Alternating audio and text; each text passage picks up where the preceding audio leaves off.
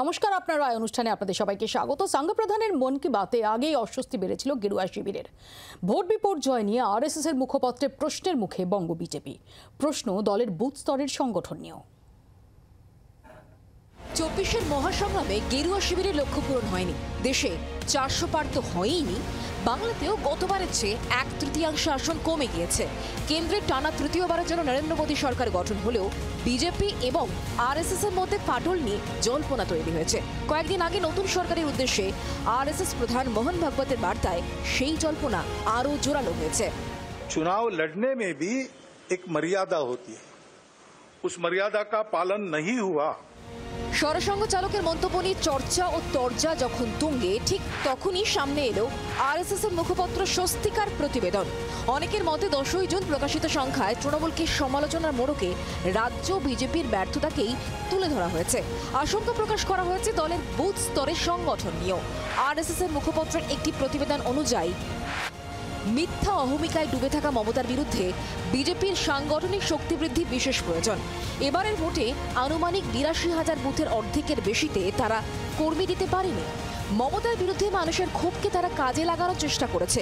এই নির্বাচনে তাদের শক্তি ক্ষয় হলেও ভবিষ্যতে সাংগঠনিক শক্তি সংহত করার বিশেষ প্রয়োজন রয়েছে। ভোটের ফল কাটাছেঁড়া করতে বসে বারে বারেই রাজ্য নেতারা যুক্তি দিচ্ছেন যে আসন কমলেও 21-এর বিধানসভার তুলনায় ভোটের হার বেড়েছে।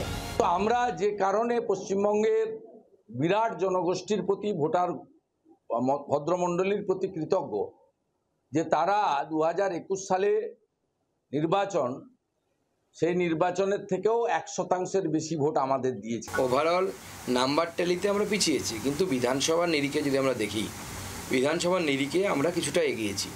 প্রায় আমাদের 2% মতো ভোট বেড়েছে এবং বিধানসভাতে আমরা 77টি সিটে জিতেছিলাম। এই মুহূর্তে প্রায় 90টিরও বেশি সিটে আমরা তৃণমূলের থেকে এগিয়ে আছি। যদিও আরএসএস এর মুখপত্রে ধোপে টেকেনি রাজ্য নেতাদের যুক্তি। স্বস্তিকা পত্রিকার আরেকটি প্রতিবেদনে লেখা, পশ্চিমবঙ্গে বিজেপির ফল আশানুরূপ হয়নি। গত লোকসভা নির্বাচনের তুলনায় এ রাজ্যে বিজেপির ভোট শতাংশ যেমন নিম্নমুখী হয়েছে, তেমনি আসন সংখ্যাও বেশ কিছুটা কমেছে। বলা বাহুল্য, দেশের ক্ষমতা দখল করলেও আপামর বিজেপি কর্মী সমর্থকদের জন্য এই ফল হতাশাব্যঞ্জক। বিজেপির দাবি, স্বস্তিকার প্রকাশিত সবকিছুই আরএসএস এর মনের কথা নয়। যদিও প্রতিবেদন নিয়ে গেরুয়া শিবিরকে খোঁচা দিতে ছাড়েনি তৃণমূল। স্বস্তিকায় নামক পত্রিকায় বিভিন্ন সময় যে লেখা প্রকাশিত হয়, সেটাই রাষ্ট্রীয় স্বয়ংসেবক সংঘের বক্তব্য, এটা মনে করার কোনো কারণ নেই। বহু সময় বহু মানুষের, সমাজতত্ত্ববিদের, বিভিন্ন রাষ্ট্রবিজ্ঞানীদের, সাহিত্যিকের বক্তব্য তারা নেন। কেউ এরকম লিখে থাকতে পারেন। আজকে আরএসএস বলছে কি কে বলছে এগুলো আমাদের জানার বিষয় নয়। আমরা বাস্তবটা ভোটের আগে থেকে বলে আসছিলাম, তো আজকে সকলেই সেটা দেখতে পাচ্ছেন। আমরা যা যা বলেছিলাম সেটা প্রমাণিত হয়ে গিয়েছে। ওয়াকিবহাল মহলের মতে মোদী সরকারের কাজের ধরন নিয়ে দীর্ঘদিন ধরেই অসন্তুষ্ট আরএসএস। এতদিন সংখ্যার জোর থাকায় সেদিকে নজর দেওয়ার বিশেষ প্রয়োজন মনে করেনি বিজেপির শীর্ষ নেতৃত্ব। কিন্তু আত্মনির্ভরতার ডাক দেওয়া মোদী যবে থেকে শরিক নির্ভর হয়েছেন, তবে থেকেই প্রকাশ্যে আসছে আরএসএস এর মনোভাব। সরসংঘ প্রধানের বার্তা হোক বা মুখপত্রের প্রতিবেদন, সবেতেই সংখ্যার খেলা দেখতে পাচ্ছেন রাজনীতির কারবারিরা। ক্যামেরায় জয়ন্তর সঙ্গে মমিতা, রিপোর্ট জি 24 ঘন্টা। আমাদের সঙ্গে যারা উপস্থিত রয়েছেন তাদের সঙ্গে পরিচয় করিয়ে দিই। বিজেপির পক্ষ থেকে অর্চনা মজুমদার রয়েছেন, আরএসএস এর পক্ষ থেকে সহপ্রচার প্রমুখ পূর্বক্ষেত্র জিষ্ণু বসু, সিপিআইএম এর পক্ষ থেকে সায়ন বন্দ্যোপাধ্যায়, কংগ্রেসের পক্ষ থেকে শক্তি মৈত্র।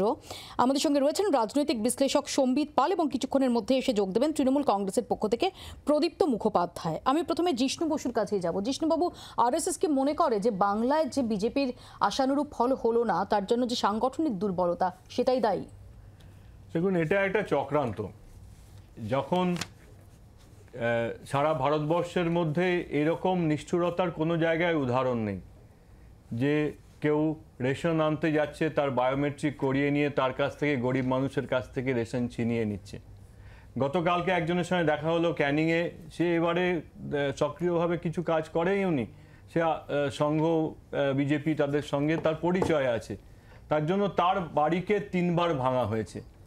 এই রকম যে নির্দয়, এই মেরিগঞ্জের প্রশান্ত নস্করকে, একটা তপশিলি যুবক, তাকে তরতাজা যুবককে খুন করা হলো। এই যে নৃশংস ঘটনাগুলো ঘটছে এগুলো যাতে লোকে ভুলে যায় তার জন্য আরএসএস বিজেপির মাঝখানে চির কি কোনো লেখার মাঝখানে এটা স্বস্তিকা একটি পত্রিকা, সেই পত্রিকাতে তিনি নির্মাল্যবাবু আরএসএস এর কেউ কোনো পদাধিকারী কোনো রকম কখনো কোনো দায়িত্ব ছিল না, তা তিনি একজন সাংবাদিক হিসেবে বিশ্লেষণ লিখেছেন। তো সেটা না ছাপালে অনেক কাগজ তাই করে যে সব রকম বক্তব্যকে দেয় না।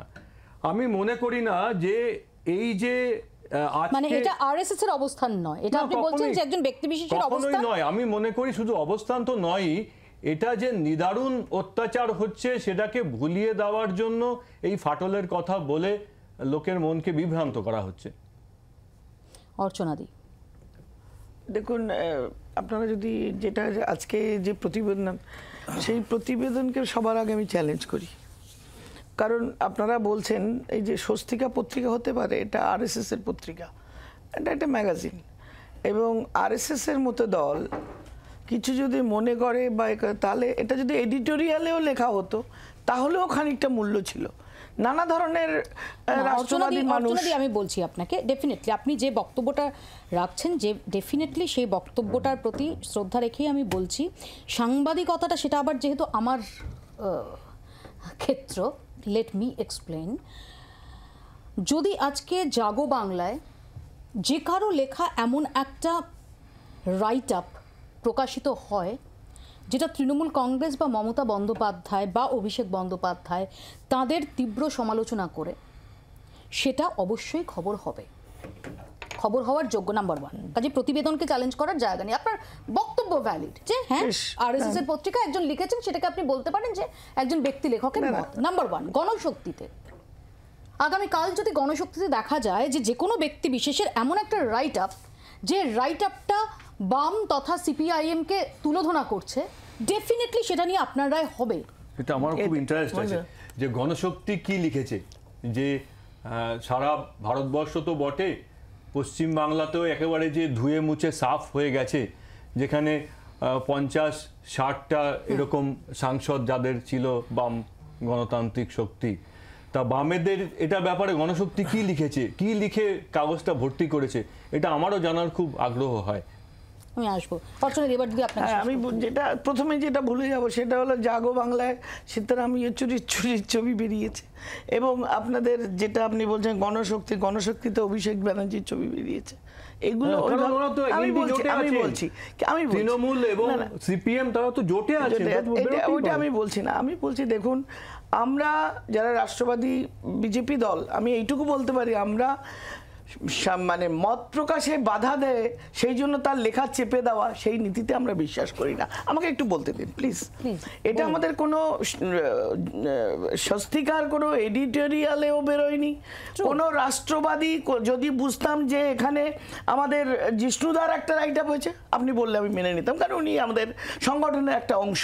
যদি আপনি এরকম আমাদের আরও যারা আছেন তাদের বক্তব্য, এটা একজন সাংবাদিক তার লেখা দিয়েছেন এবং তার নীতি এবং তার যে রাষ্ট্রবাদের লেখা, এটাকে উপযুক্ত মনে করে ছেড়ে দিয়েছেন, এবং ওনার বক্তব্য এক্সক্লুসিভলি ওনার মত, এবং সেটাকে চাপানো যায় না যে আরএসএস।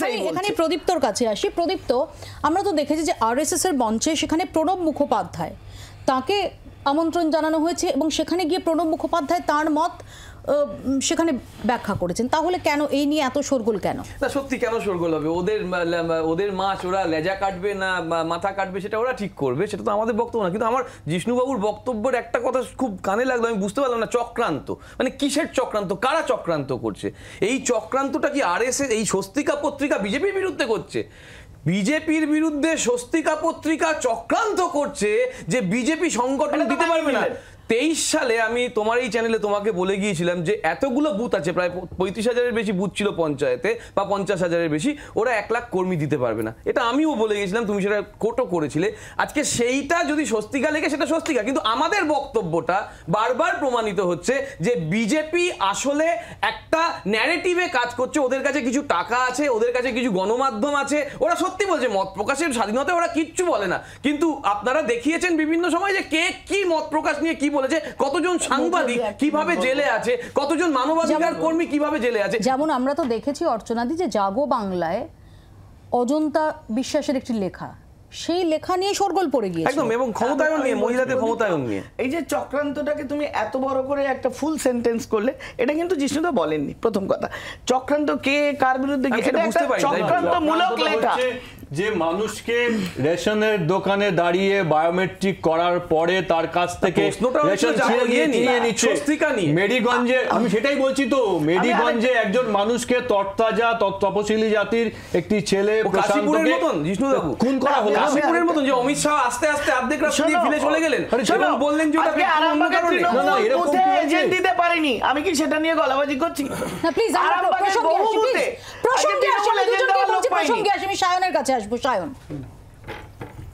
যার জিনিস সে অস্বীকার করছে, আমরা কি বলবো? যাদের পত্রিকা তারা এখন দায় নিচ্ছে না, তারা এখন বোঝানোর চেষ্টা করছে স্বস্তিকাটা আমার, কিন্তু স্বস্তিকার কিছু কিছু পাতা জনগণের। তোমার সাংবাদিক হিসেবে একটু ভালো লাগছে না? ওই যে ধরো তুমি অভিষেক ব্যানার্জির ছবি যেভাবে আমি বলিনি, বলবার সময় বলতে দিন। আমি বলছি যে একটু ভালো লাগছে না? ধরো শেষ 10 বছর ধরে শয়ে শয়ে জার্নালিস্টরা, সাংবাদিকরা, তাদের নামে ইউএপিএ হলো, তারা জেল খাটলো। আজকে এখানে বিজেপির উদারতা দেখে তারাও কিছুটা ভয় পেয়ে যেতে পারে।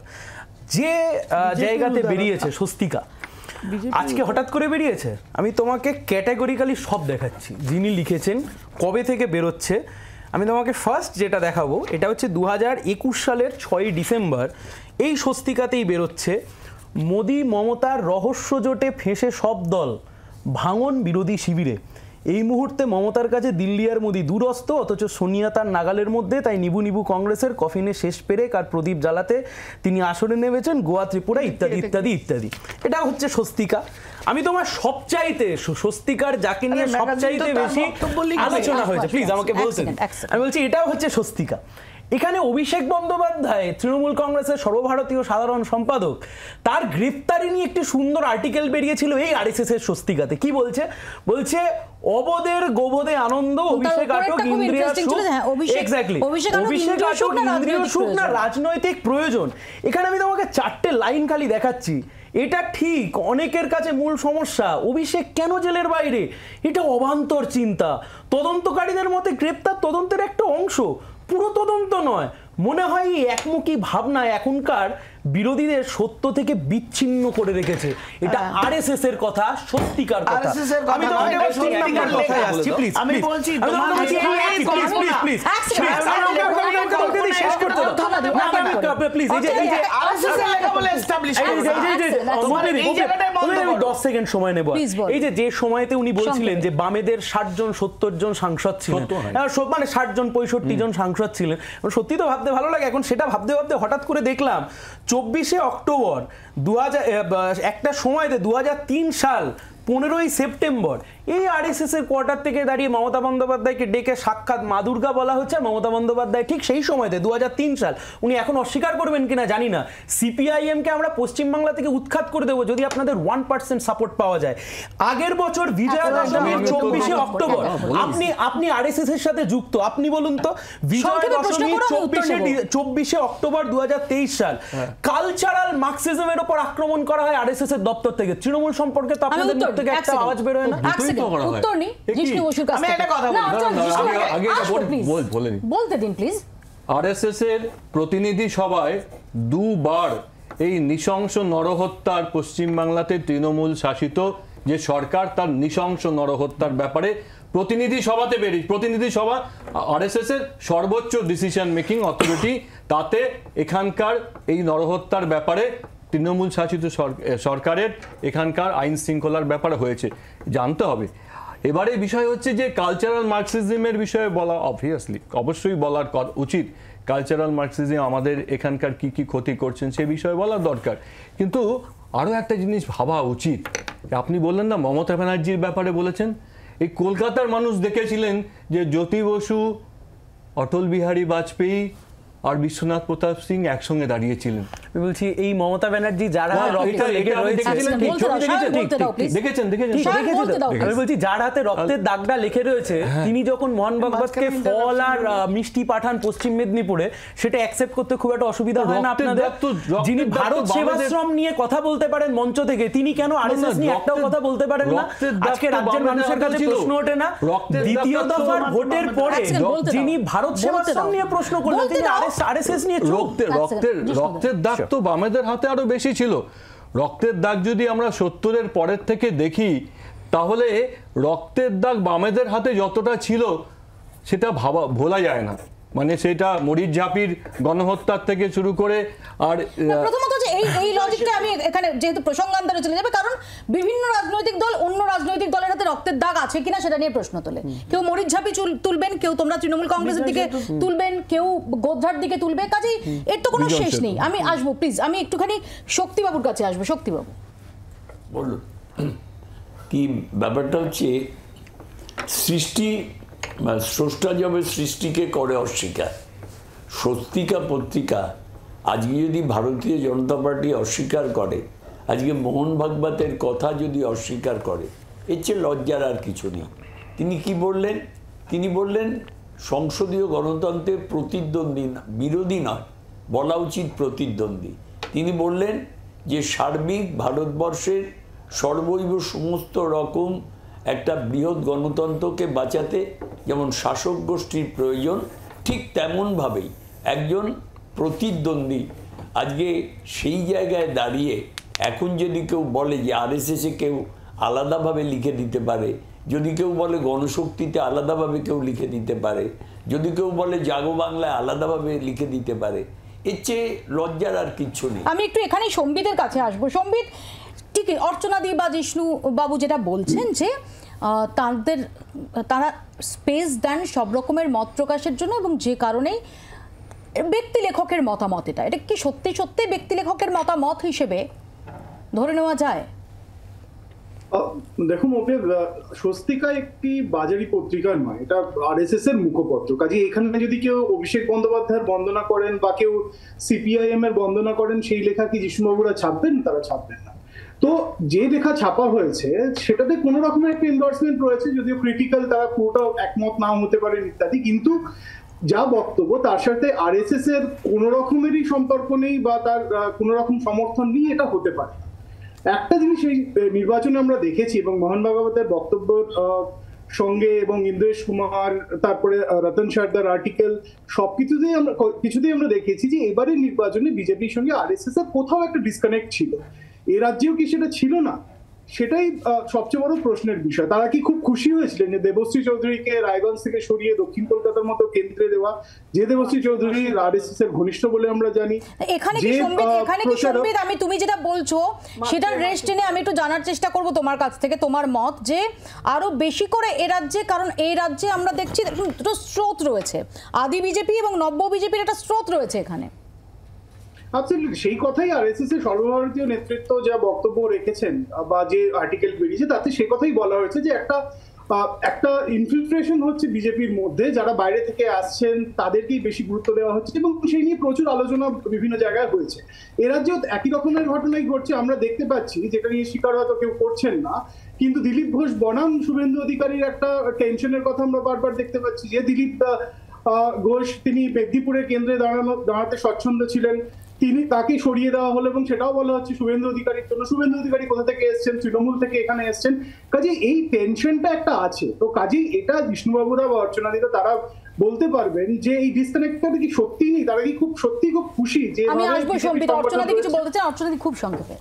যে সায়ন যেগুলো পড়লো বা যে কটা যা যা দেখালো সবকটাই কিন্তু আমাদের নির্মাল্যবাবুর লেখা স্বস্তিকা পত্রিকায়, একই লেখকের টাইম টু টাইম যে কটা লেখা বেরিয়েছে সব কটা কোট করেছে। 1 নাম্বার।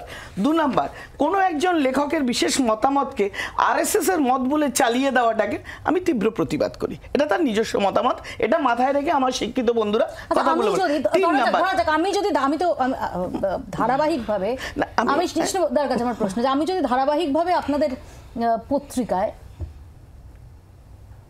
এরকম ভাবেই যা খুশি তাই ব্যক্তিগত মতামত দিই, বোঝা যদি উচিত। সেটা লেখার যে কন্টেন্ট বা প্রসাদ গুণ তাতে কোনো খামতি না থাকে, তাহলে আপনারা সেটাকে একদম ঠিক, প্রকাশ হতে দেবেন? আপনি ঠিক বলছেন যে এমন কিছু কোনো, যেমন রাজনৈতিক কোনো নেতৃত্বের, আরএসএস এর কোনো একজন কার্যকর্তা, কোনো একজন পদাধিকারী বা কারোর, বা যা সংঘের সঙ্গে সম্পর্কিত কোনো পত্রিকা, এমন কিছু বেরোনো উচিত নয় যে একেবারে জমিতে দাঁড়িয়ে যে মানুষগুলো মার খাচ্ছে প্রতিদিন, তারা, ওই যে ছেলেটি কালকে ক্যানিংয়ের বলল যে সে 7 দিন ধরে তার এক বৃদ্ধা মাকে নিয়ে কোথায় থাকবে তার ঠিক নেই।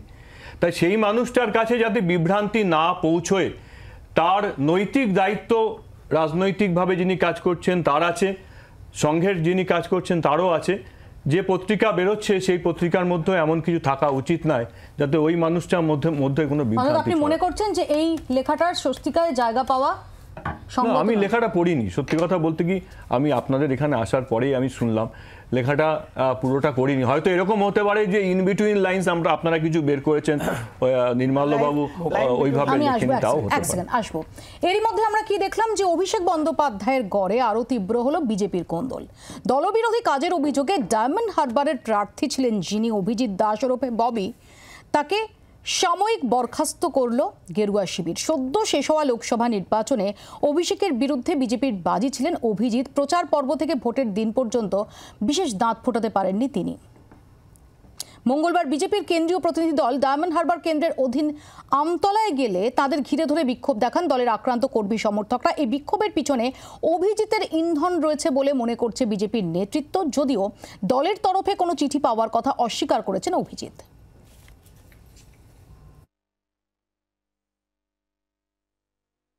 এখনো কোনো লেটার পাইনি অফিসিয়ালি, আমার কাছে হার্ড কপি আসেনি, মেলের মাধ্যমে আসেনি।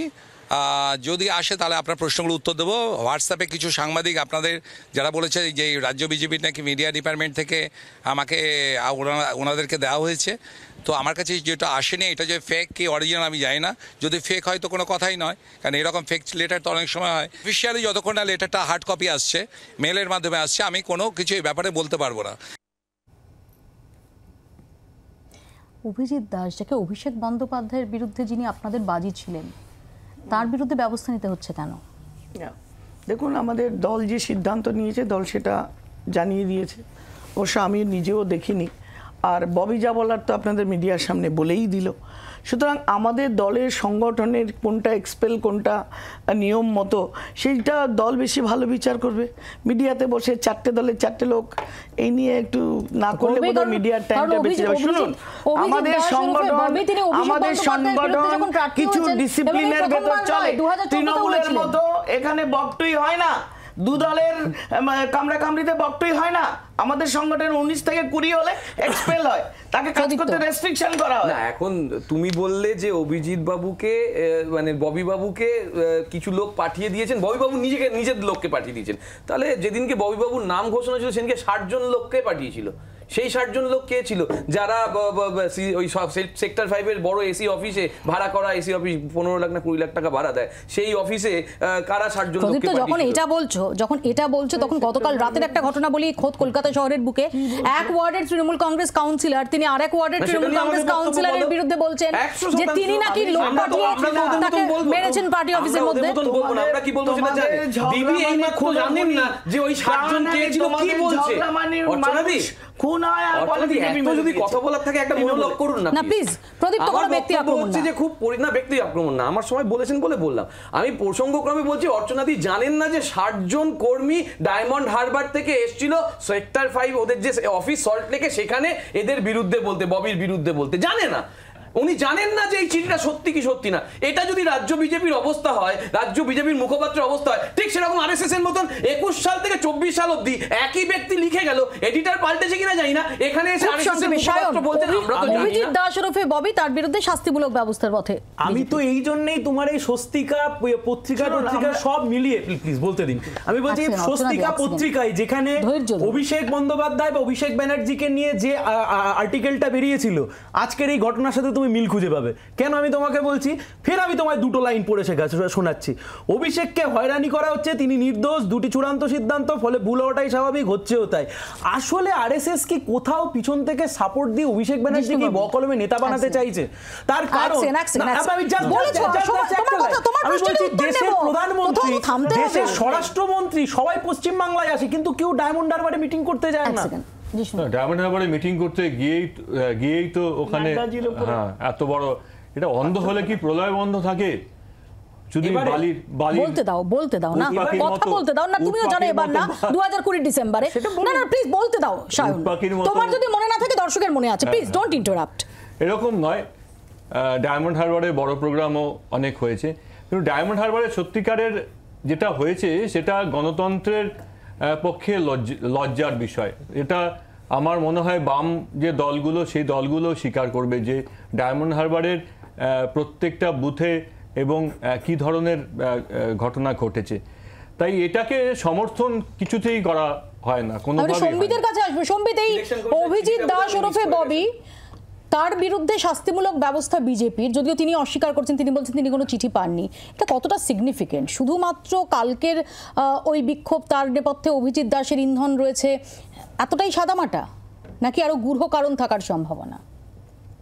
এটা নিয়ে প্রশ্ন তো উঠবেই, কারণ অভিজিৎ দাস যার বিরুদ্ধে লড়েছিলেন বা যে কেন্দ্রে লড়েছিলেন এবং যেভাবে তাকে শেষ মুহূর্তে লড়তে পাঠানো হয়েছিল, সেটা নিয়েও অনেক ধরনের প্রশ্ন রয়েছে। কাজেই হঠাৎ করে একজন নেতাকে, এবং এটা সাধারণ যদি বিজেপি কর্মীরাই করে থাকেন, এই বিক্ষোভ দেখিয়ে থাকেন কেন্দ্রীয় দলের বিরুদ্ধে, তবে তার মানে সেখানে কোনো একটা ক্ষোভ রয়েছে, সেটা অ্যাড্রেস তারা কিভাবে করবেন রাজনৈতিকভাবে, তাদের আভ্যন্তরীণ রাজনৈতিক সমীকরণ কি হবে সেটা তাদের ব্যাপার।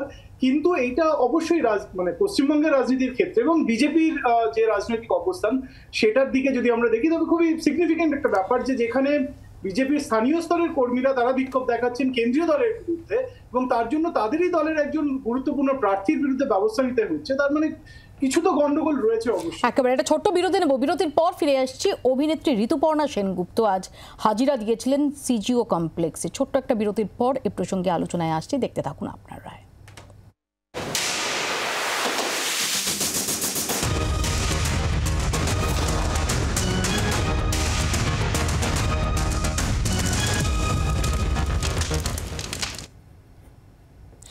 অবশেষে সিজিওয়ে ঋতুপর্ণা সেনগুপ্ত। রেশন দুর্নীতি মামলায় অভিনেত্রীকে দীর্ঘক্ষণ জিজ্ঞাসাবাদ করল ইডি।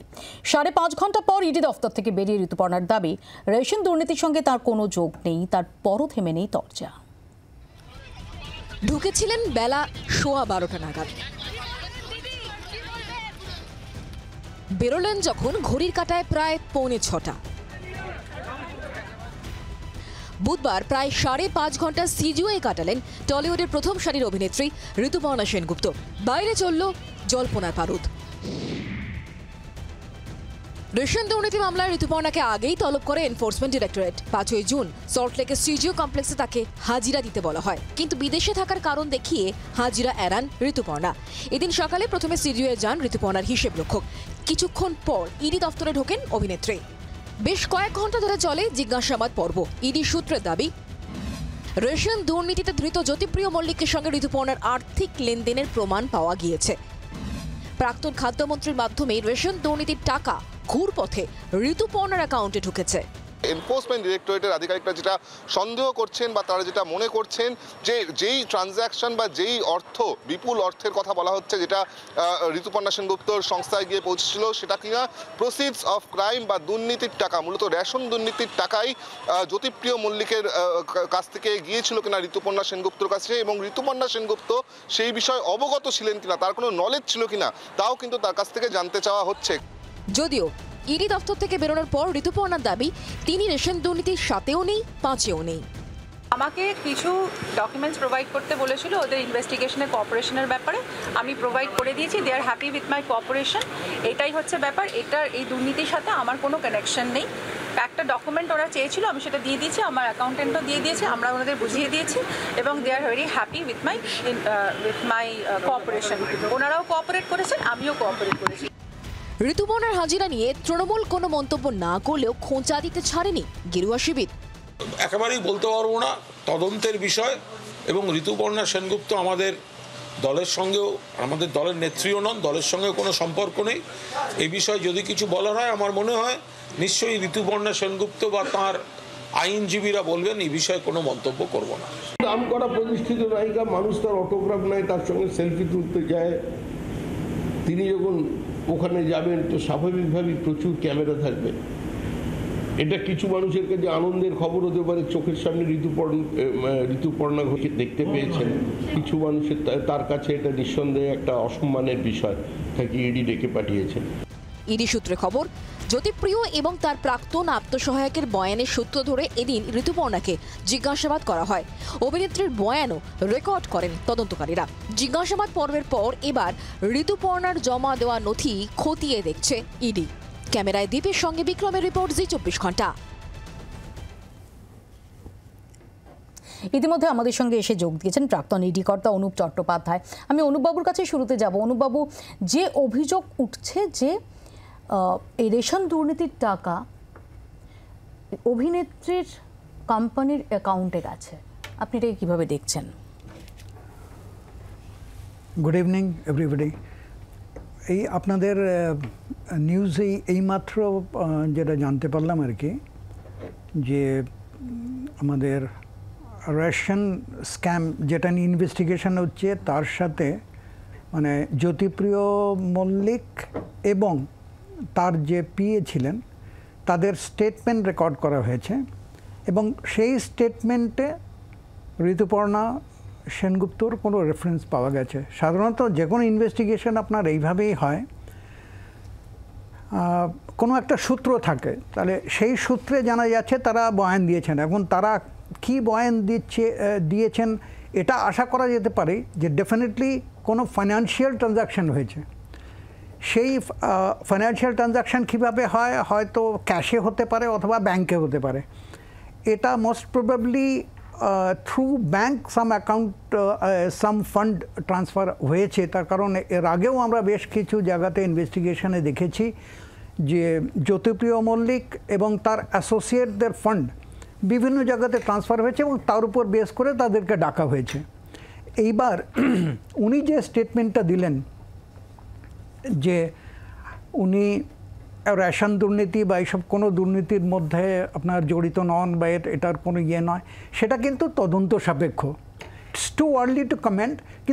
কিন্তু এটা তো ঘটনা যে তার যথাযথ যুক্তি এবং কোনো বেসিস রয়েছে, সেই বেসিসে তাকে ডাকা হয়েছে, ইন্টারোগেট করা হয়েছে। তো আমার এখানে একটা খুব সাধারণ প্রশ্ন আপনার কাছে। ধরা যাক যে কাউকে যদি ইডি সিবিআই, আমরা যারা দেখে থাকি যে কোনো মানুষকে যদি ইডি সিবিআই ডাকে, যদিও ইডি সিবিআই নিয়ে অনেক প্রশ্ন রয়েছে, বিরোধীরা তারা বলেন যে ইডি সিবিআইকে ব্যবহার করা হয় ইত্যাদি, কিন্তু ডাকা মানে সামাজিকভাবে আমরা দেখি যে কোথাও তো তার দিকে একটা আঙুল উঠে যায়। একটা কথা বলতে চাই, এই যে আপনি কথাটা বললেন যে বিরোধী এবং এরা সবসময় বলে এদেরকে ব্যবহার করা হয়, এ পর্যন্ত কিন্তু কেউ পরিষ্কার করে বলেন না। না, আমি ওই পয়েন্টে যাচ্ছি না, প্লিজ আমাকে বলতে দিন।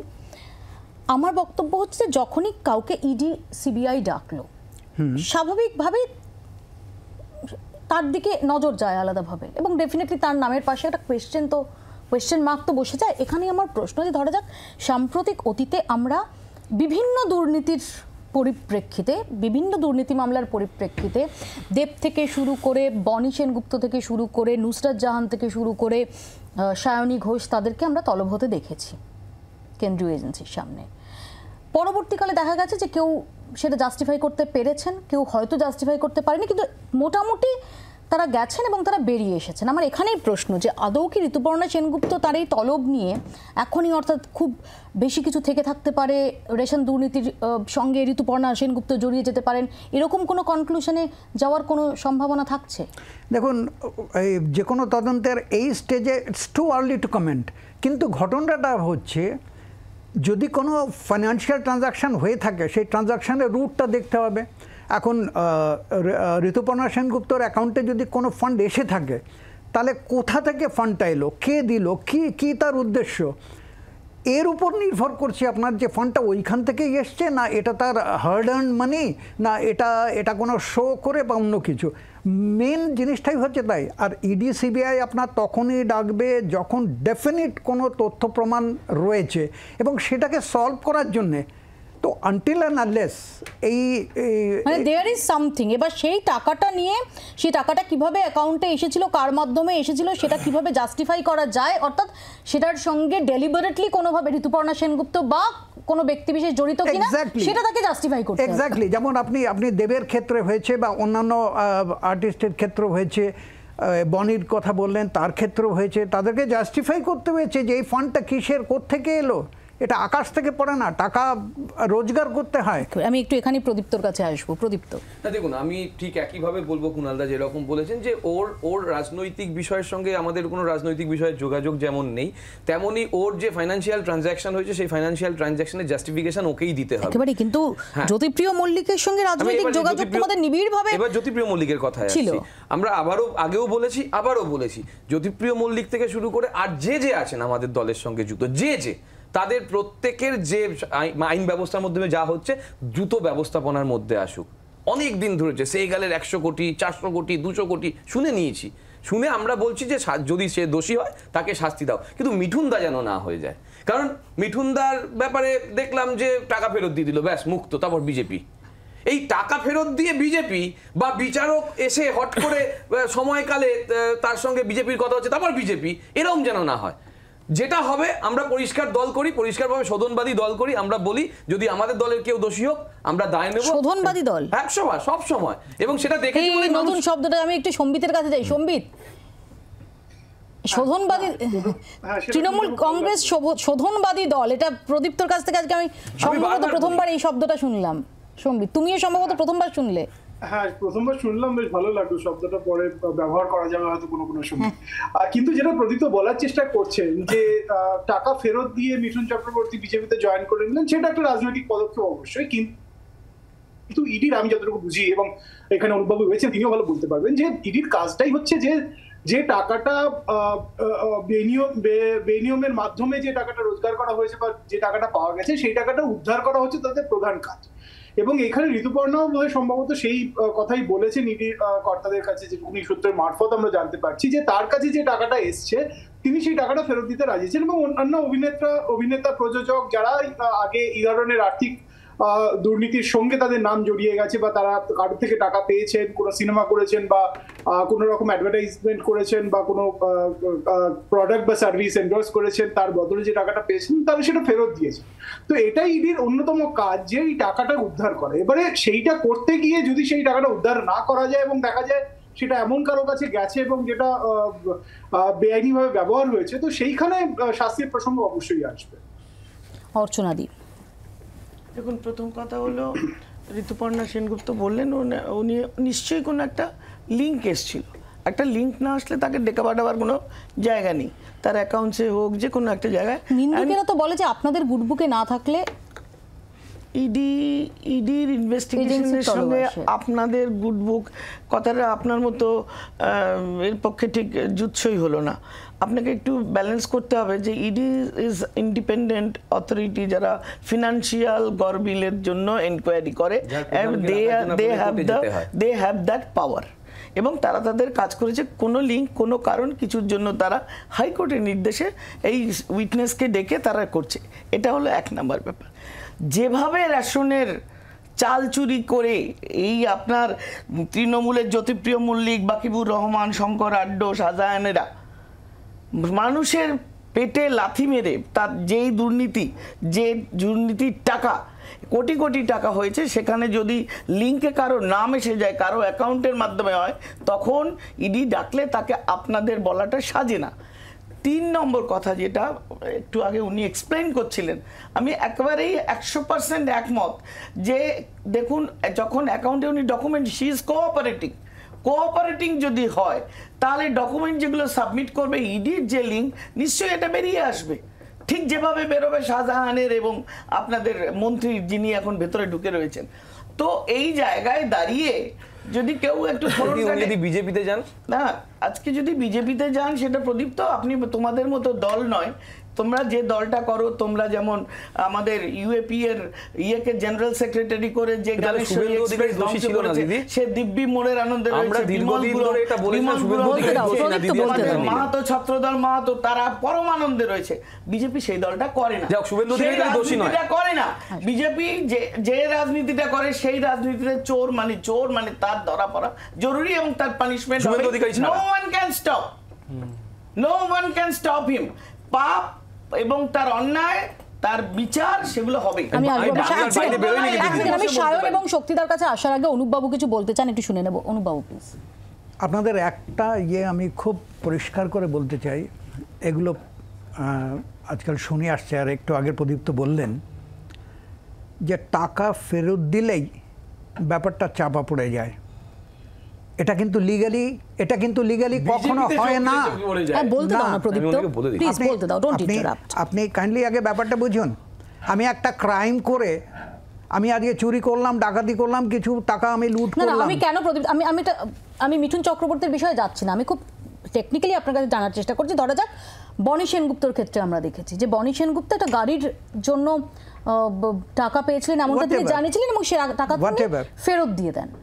বা আমরা দেখেছি যে একজন পার্লার চালাতেন একজন মহিলা, যিনি বলেছিলেন যে তিনি কুন্তলের কাছ থেকে টাকা পেয়েছিলেন, তিনি সেটা ফিরিয়ে দেওয়ার অ্যাসিওরেন্স দিয়েছিলেন। আমি সেই কথাটাই আপনাদেরকে বোঝানোর চেষ্টা করছি। এটা অত্যন্ত ভুল ধারণা যে আজকে আপনি যে কথা বললেন যে পার্লারের টাকা ফেরত দিয়েছেন কিংবা বনি সেনগুপ্ত গাড়ির টাকা ফেরত দিয়েছেন।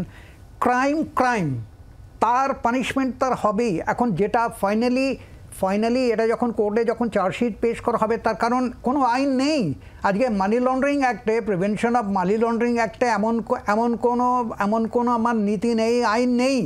তার কারণ আমি ক্রাইম করেছি, once a crime is committed. আমি এখানে কি কোথাও ইন্টেন্টটা দেখা হয় যে ধরা যাক, আমি একদম জাস্ট আপনার কাছ থেকে একজন লেম্যান হিসেবে জানতে চাইছি, ধরা যাক কেউ ওই ক্রাইমটার বা ওই যে লার্জার কনস্পিরেসিটার তার পার্ট হিসেবে তিনি সেখানে টাকাটা নিয়েছিলেন, আর কেউ হয়তো ধরা যাক একজন অ্যাক্টর বা জাস্ট বন্ধুত্বের কারণে বা তাকে দিয়ে কোনো প্রোগ্রাম করানোর জন্য তিনি একটা অঙ্কের টাকা পেয়েছিলেন, সেটা তিনি যদি ফিরিয়ে দেন, অর্থাৎ এখানে কোথাও ইন্টেন্টটা দেখা হয়। যিনি হয়তো সরাসরি জানেন না যে এই টাকাটা এটা রেশন দুর্নীতির টাকা বা এটা গরু পাচারের টাকা বা এটা শিক্ষা দুর্নীতির টাকা। আপনি একদম ঠিক, ডেফিনেটলি সেটা দেখা হয়, কিন্তু সেটা কোন স্টেজে? এনফোর্সমেন্ট ডাইরেক্টরেট কিংবা ইনকাম ট্যাক্স অথরিটি সেটা নেই। সেটা আমি যখন কোর্টে যখন আপনার কেসটা ফাইল করব, প্রসিডিংস চলবে, তখন দ্য জাজ has to decide, the court has to decide what is the criminal intent সেখানে আছে কি নেই। আমি আসবো, একটা ছোট্ট বিরতি আমাকে নিতে হবে, ছোট্ট একটা বিরতির পর ফিরছি, দেখতে থাকুন আপনার রায়।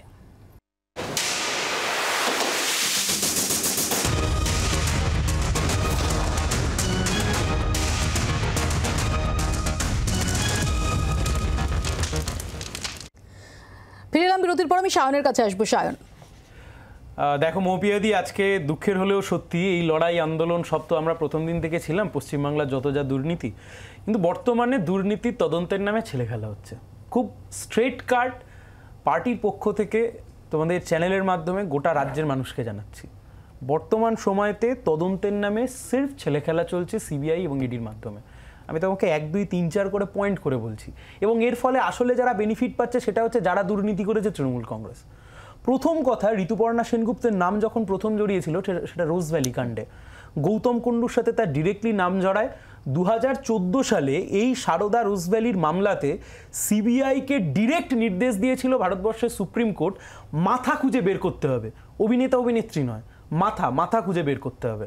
এই যে ট্রায়াল কোর্ট ইত্যাদি, আমি এত লম্বা চড়া টেকনিক্যালের মধ্যে যাচ্ছি না, বলছি আজকে 10 বছর পরে তুমি এই রোজ ভ্যালি মামলার কোনো ট্রায়াল আজ অব্দি শুরু হতে দেখেছো? চার্জশিট করে দিয়ে আজ অব্দি ট্রায়াল শুরু হতে দেখেছো? তুমি দেখোনি, হারিয়ে গেছে।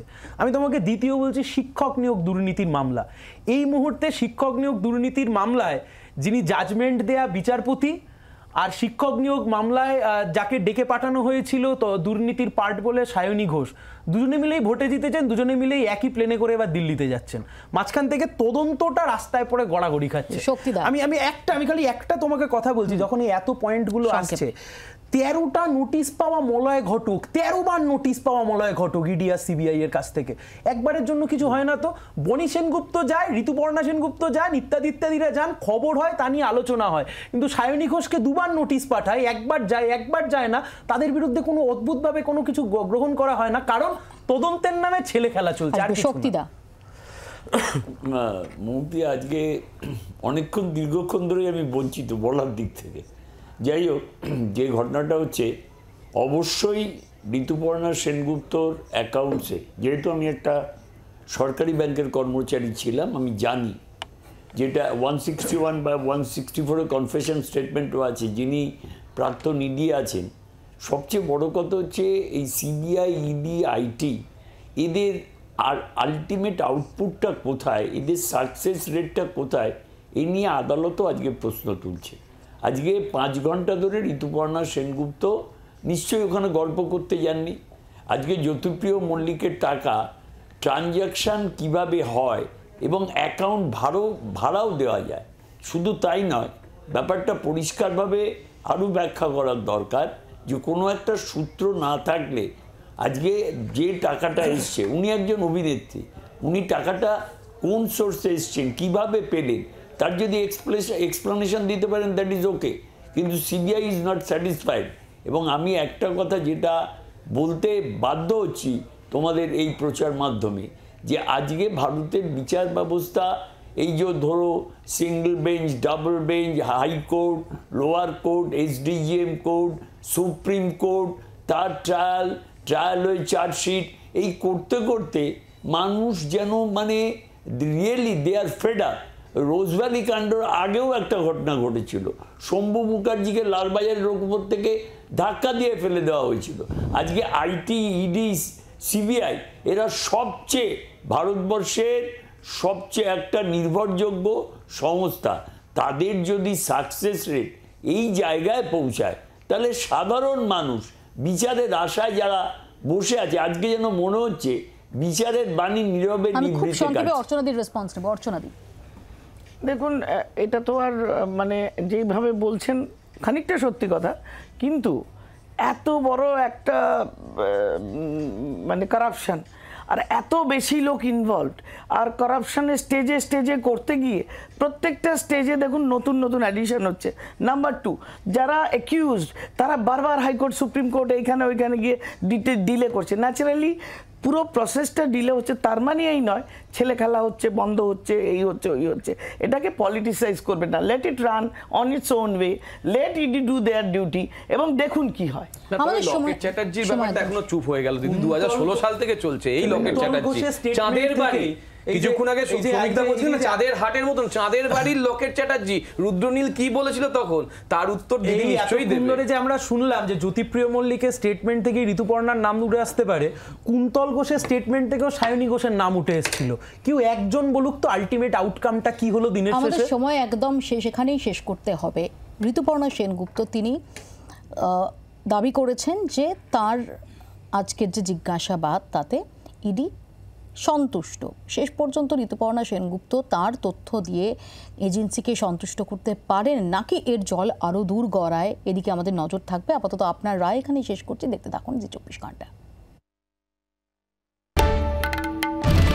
বাংলার আওয়াজ, বাঙালির আবেগ, জি 24 ঘন্টা।